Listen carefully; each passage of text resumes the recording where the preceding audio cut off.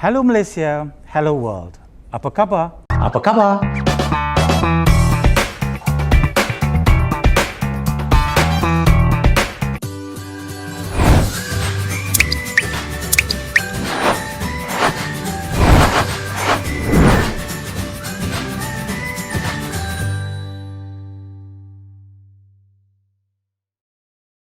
Welcome to the one and only ECM Talk with topic for today, from a practitioner to an academician.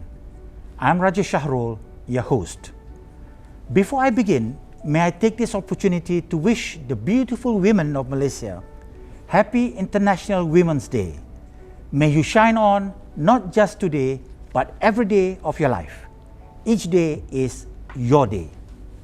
Moving on, my guest for today's program is Dr. Rebecca Wong Shin Yee, Associate Professor of Physiology and Head of Preclinical Sciences at SEGi University's Faculty of Medicine. Welcome to ECM Talk, Dr. Rebecca Wong. Apa khabar? Baik. Good.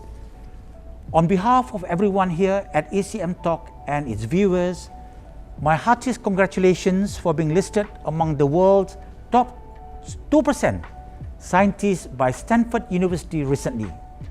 You made SEGi University and colleges very proud. From a practitioner to an academician, that's the topic for today.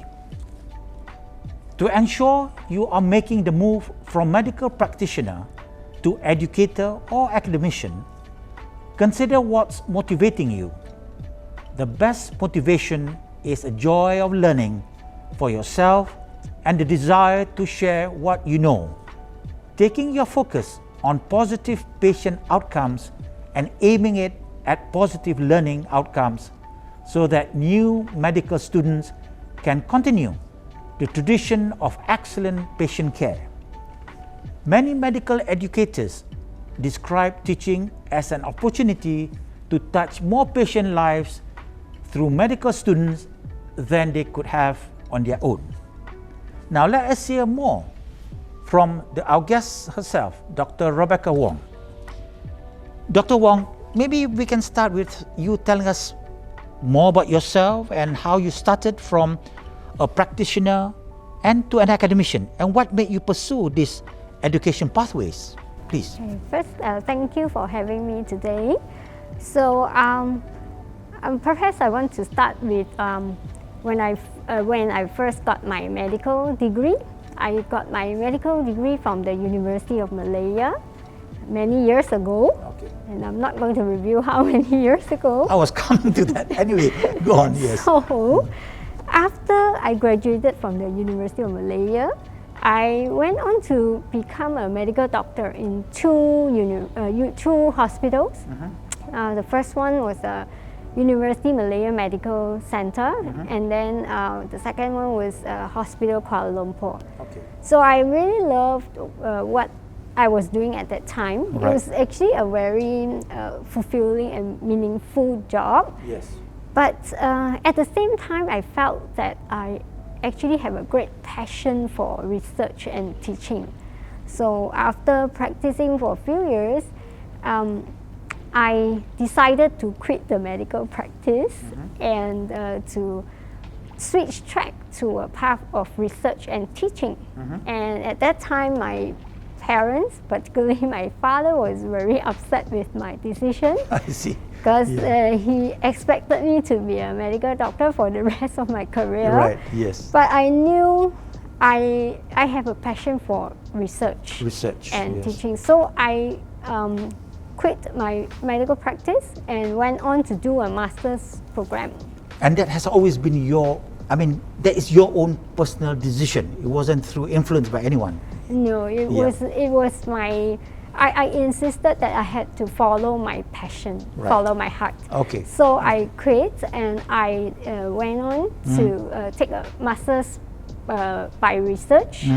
And I started with a project on leukemic research, and it was about killing leukemic cells using a bacterial toxin. So at that time, it was very tough for me because I had no lab background. Being a medically trained person, I didn't have much experience in the lab. So when I first started, I had a lot of failures in the lab. I conducted many experiments and I kept failing, and I had no idea why I failed. But you kept on going. Yeah, right? I kept on going. Yes. And as time goes by, somehow you picked up the skill. So I learned how to conduct some of the experiments in the lab, and had less failures after that. But it took me a few months to really get used to being a scientist from a medical doctor. Then after I finished my master's, I went on, I got some grants for to do some research on mesenchymal stem cells. And that really got me excited as a young researcher at that time. And I still remember I presented some of my findings at international conferences. Okay. And I received some prestigious awards at that time. So that kind of encouraged me to move on, and I knew at that time somehow I made the right choice, and so I continued to pursue my PhD. And more recently, I also developed a new interest in medical education research. So from leukemia to mesenchymal stem cells, and now into medical education research as well. Okay. So that was how I started, from a medical doctor to a researcher. And of course, at the same time, I was teaching in one of the local universities, and here I am today, an associate professor of physiology in SEGi University. So I never regretted taking medicine, because it's something that is, you learn a lot from the knowledge and all that, and you have the chance to treat patients in the ward.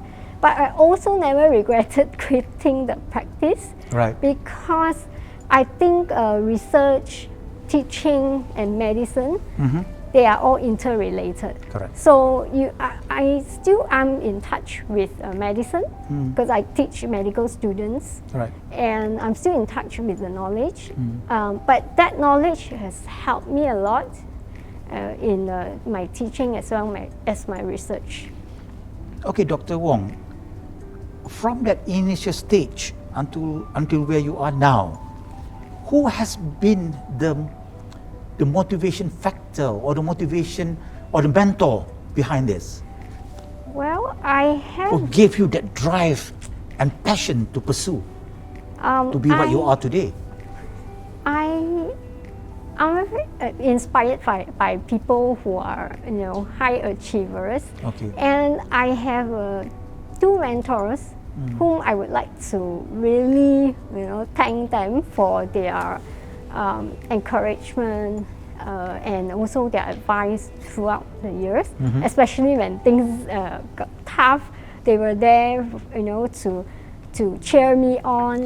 And one of them is a hematologist and a dean of a local medical school, and his name is Professor Dr. Cheong Soon Keng. He was the person who approached me at that time, to do some research on mesenchymal stem cells. He was a person who was the mastermind behind all these projects, and he was very friendly, humble, and helped me a lot. And also another mentor of mine is my PhD supervisor. He's a very humble man and an expert in his field. And it's Professor Dr. Xiao Heng Lok, and he's guided me throughout the years how to be a good researcher, and in other things in my life as well. He has given me very good advice. Fantastic. Unforgettable to people in your life. Yes. These people play a very important part, because they have shown me what true success is about. Precisely. Because it's not just about your achievements and your awards and how far you can go. It's also how you treat others. And they are very, very successful people, yet they're very humble. Exactly. And they treat people kind. So their kindness really inspired me a lot to continue what I'm doing now. Kindness and someone giving inspiration, it's a very difficult combination these days actually, you know, Doc. Anyway.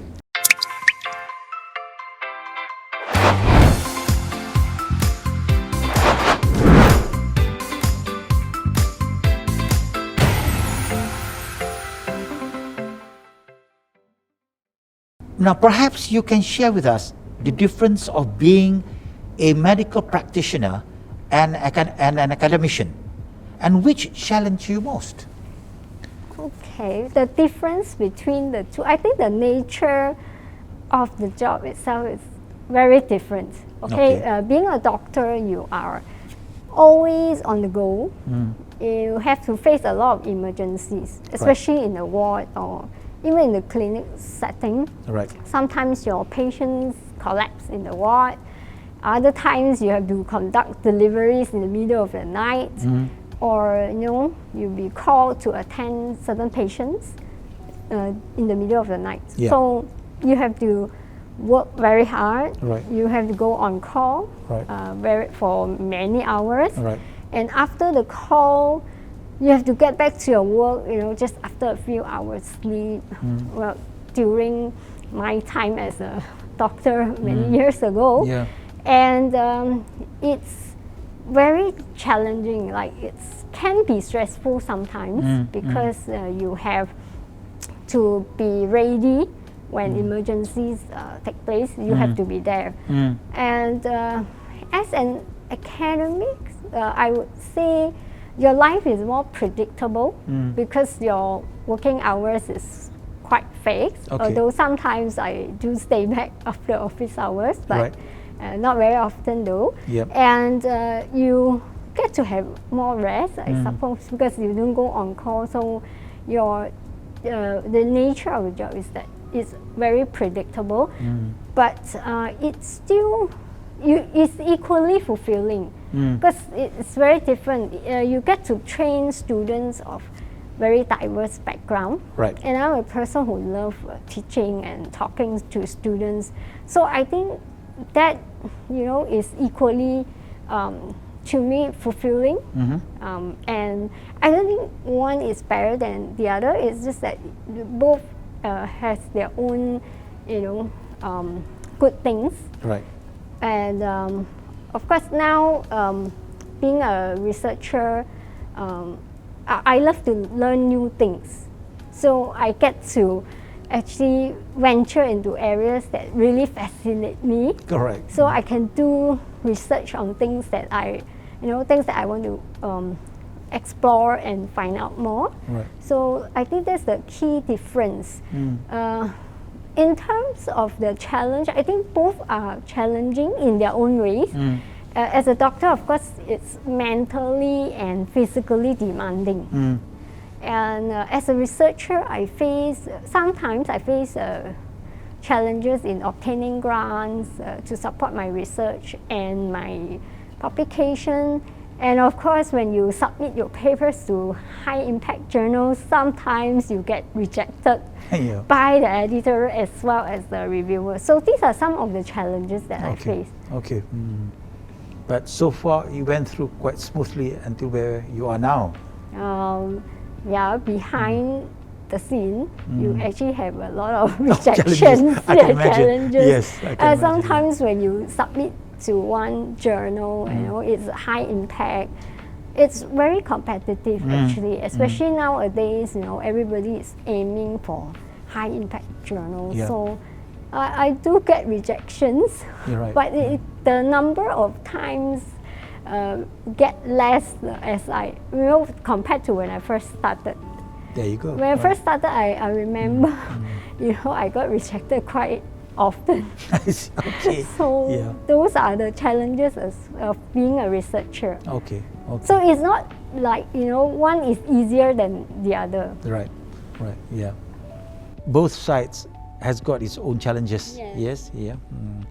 Okay, from your point of view, Dr. Wong, what are the crucial things that students need to consider when making career choices in medical education? That's a very good question. That's something that I want to tell all my current and future students. Please, yes. Yes.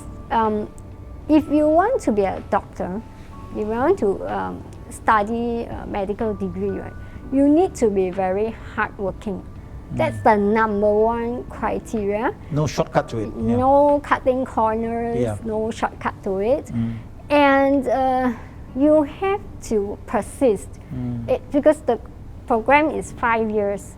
And if you think you want to have an easy, relaxing life, I think this is not for you. So far, I've never met any medical doctor who's very very free, you know, has nothing to do, you know, can relax his life a whole day long, you know. So I think you have to be prepared, okay, to work hard. Right. And you also need to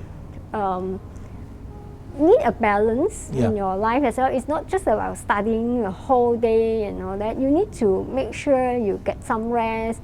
You do something that you like. You need to love what you're doing. True. And also, you study hard, not just for your exams. You study for your patients. Okay. Yeah. Now, would this be some of the tips and advice that you can share to students who wants to follow your footsteps?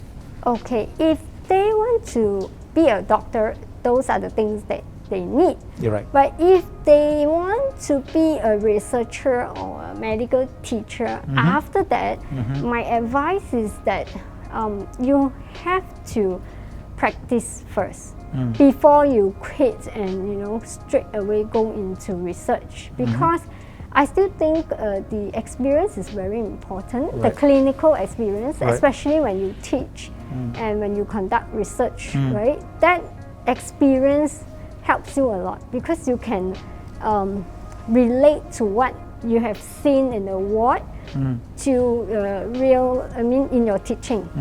So it will not be so boring because the students can see the relevance between the knowledge or skills that you teach, you know, and you know they can see it in a real life clinical situation. Right. So don't quit right away.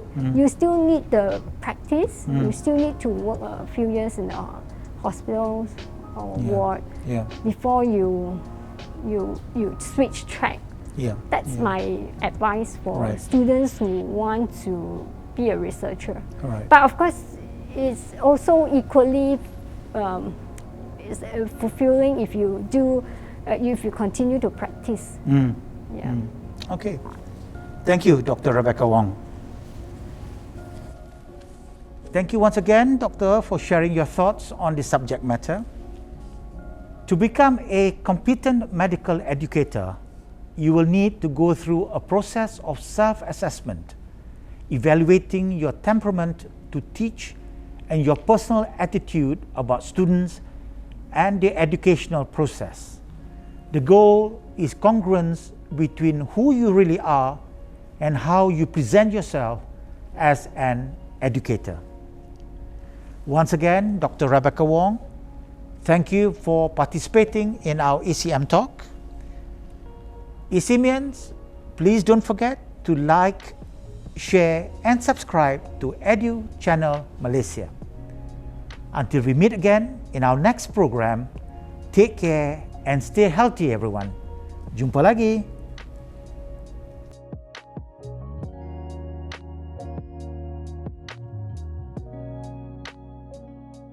In conjunction with the International Women's Day, let us hear from Dr. Rebecca Wong some words of advice. I hope all the women in Malaysia and other parts of the world, you stay safe and healthy, and at the same time, don't give up your dreams and just follow your passion. Happy International Women's Day to all.